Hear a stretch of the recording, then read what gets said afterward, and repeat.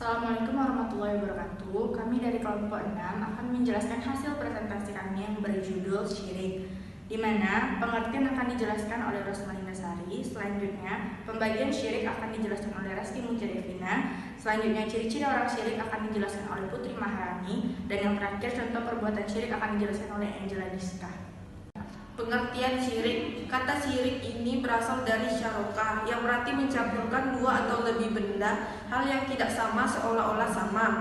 Pengertian syirik dalam arti mempersekutukan Tuhan dengan menjadikan sesuatu sebagai objek pemujaan atau tempat penggantungan harapan dan dambaan, termasuk dalam kategori kufur, karena perbuatan tersebut mengingkari kemahakuasaan dan kemahasempurnaannya.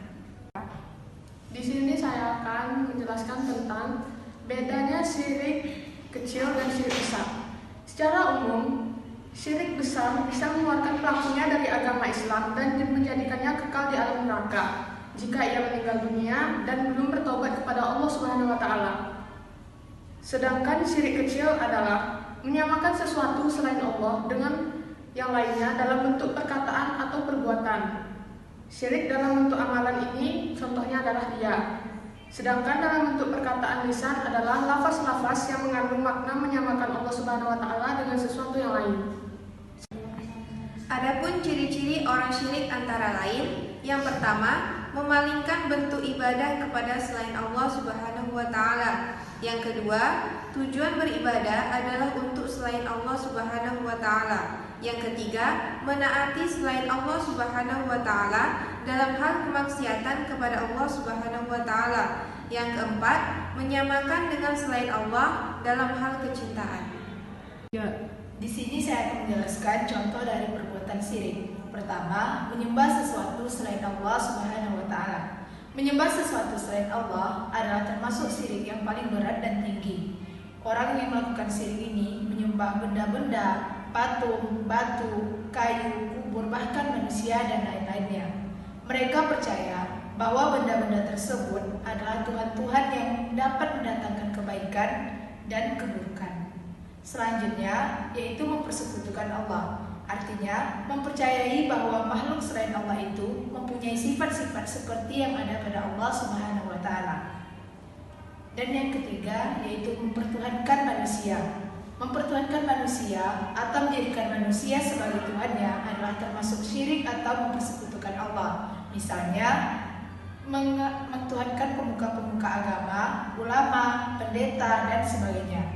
Dalam ajaran ilmu tauhid, terlalu mengagungkan atau mendewakan sesuatu itu dinamakan uluwun. Artinya, keterlaluan dalam mengagungkan dan meninggikan derajat makhluk sehingga ditempatkan pada kedudukan yang bukan sepatutnya menempati kedudukan itu kecuali Allah Subhanahu wa taala. Assalamualaikum Bu, kami mahasiswa dari UMRI ingin meminta waktu Ibu sebentar untuk mewawancarai tentang hal-hal magis yang dipercaya masyarakat sekitar. Baik. Nah, apa benar masyarakat di sini percaya bahwa meletakkan jimat pada bayi dapat menangkap bayi? Benar itu. Biasanya untuk jimat tersebut digunakan pada bayi itu biasanya untuk menangkal dari roh jahat. Begitu ya, menurut kepercayaan kami. Nah, terus jimat seperti apa sih yang dipercaya masyarakat di sini? Biasanya itu seperti peniti dilengketkan pada bawang putih terus ditaruh di baju bayi. Bisa menangkal roh jahat. Untuk jimat itu sendiri berapa lama biasanya dipasangkan? Itu untuk anak usia bayi sekitar 6 sampai 10 bulan. Atau bisa lebih, sampai lebih juga bisa. Tergantung orangnya. Nah Bu, kepercayaan itu sudah ada sejak kapan ya? Kalau ditanya sejak kapan ya, saya juga kurang tahu ya. Saya juga tidak tahu lebih tepatnya. Tapi itu sudah ada sejak dari turun-temurun sepertinya. Orang tua saya juga soalnya juga pakai seperti itu. Berarti Ibu juga pakai? Yes, untuk anak saya. Pertanyaan terakhir saya Bu, apa semua bayi yang baru lahir wajib pasangan semua seperti itu? Ya juga sih, sepertinya itu tergantung orangnya masing-masing ya, tergantung orang tua dari anak tersebut. Kayak contohnya cuma saya di daerah ini, di daerah lingkungan saya cuma saya yang pakai seperti itu. Begitu. Jadi seperti itu ya Bu, tanggapan Ibu? Benar, itu saja sih. Baiklah, terima kasih atas waktu Ibu ya, Bu. Sama-sama. Oh iya. Pamit ya, Bu. Sekian hasil presentasi dari kelompok kami. Apabila ada kekurangan dan kesalahan, kami mohon maaf. Kami akhiri dengan wabillahi taufiq wal hidayah. Wassalamualaikum warahmatullahi wabarakatuh.